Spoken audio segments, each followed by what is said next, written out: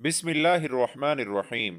मौलाना room ने लिखा है, एक दफ़ा एक शख्स ने अल्लाह की इबादत करना शुरू कर दी और परवरदिगार की इबादत में इतना मशगूल हुआ कि दुनिया में सब कुछ छोड़ छाड़ कर सब कुछ भुला दिया और सच्चे दिल से अल्लाह की रज़ा में राज़ी रहने के लिए इंसानियत के रास्ते पर चल पड़ा।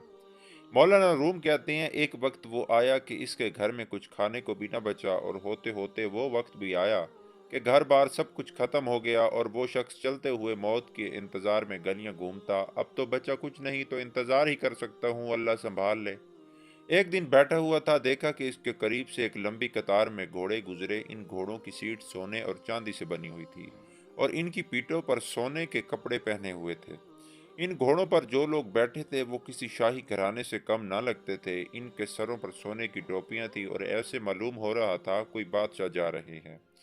इस शख्स के दरियाफ्त करने पर इसे बताया गया कि ये 7 गांव में एक बादशाह है।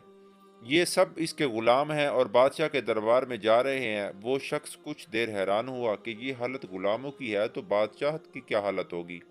उसने आसमान की तरफ मुंह उठाकर कहा, मेरे बादशाह, मेरे मालिक, मेरे अल्लाह, शिकवा तो तुझसे नहीं करता, लेकिन इस बादशाह से ही गुलामों का ख्याल रखना सीख ले। इतनी बात कहकर वो शख्स चल दिया। कुछ दिन गुजरे तो एक बुजुर्ग आए और इसका बाजू पकड़कर उसे एक जगह ले गए जहां वही गुलाम दही घोड़े थे। और देखता क्या है कि किसी घोड़े की टांग कटी हुई है, किसी गुलाम का धड़ घोड़े की पश्त पर पड़ा हुआ है, किसी गुलाम के हाथ कटे हुए हैं, किसी के सर से खून निकल रहा है।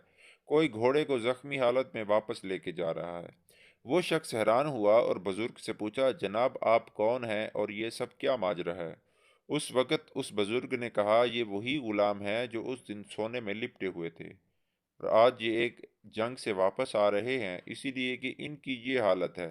मुझे ख्वाब में बस इतना कहा गया है, उसे कहना बादशाहों के लिए कुर्बानियाँ देना भी इन गुलामों से सीख ले।